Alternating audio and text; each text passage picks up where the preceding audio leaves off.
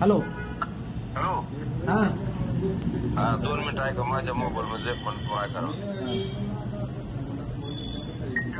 अण्णाकडं काय होतं ते उघडायचं. अण्णांच्या अकडून सिंगरमध्ये किती टाकताय तुम्ही पैशावरची?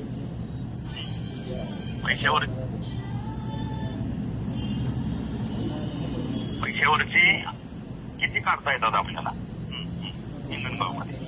यादी व्हॉट्सअपला टाकून द्यायची. साहेब इतकी निघू शकतात. आलं लक्षात? सरपंच जवळमध्ये समोर मी बोलतोय मुस्लिम असं दलित असं. याचं काय करायचं, किती म्हणजे काय आता तोंडी नुसतं गोड बोलून नाही. आता काम दाखवायचं आपलं.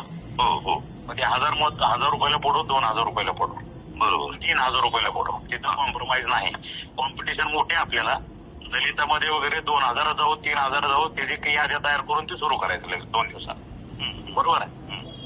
तसंच वाकडीला आपल्याला ही जी 3-4 गाव आहेत, सिरसाव, वाकडी, हिंगणगाव आणि जवळा. ह्या 4 गावामध्ये आपल्याला मागं पडायचं नाही. 50 लाख जाऊ, 1 रुपये जाऊ, 2 कोटी जाऊ, जे जाऊ ते जाऊ. कळलं का? तिथं कॉम्प्रोमाइज करायचं नाही, कोणाचा विचार करायचा नाही. याद्या तयार करायच्या, सुरू करायचं. कळलं का? बरोबर. सेन्सिटिव्ह मतदारसंघ झालेला आहे प्रचंड. बर. आणि त्या पद्धतीनं फक्त तुला जे वाटतं ते मला व्हॉट्सअपला टाकायचं, कुणाला बोलायचं नाही एक शब्द. बरोबर. सुरू करायचं. ठीक आहे. तो जर कुणाला चर्चा नाही असं म्हणतो साहेब, मग काय करू? पुन्हा आमच्यातली शहाणी संधी आहे, काय गरज आहे? आता एवढा मोठा आता दणका झालाय, आपण एवढी मोठी सभा झाली, एवढं मोठं झाले, लोक आपल्याच पाठीमागे आहेत. कापील राहायचं नाही. कळलं का? बरोबर.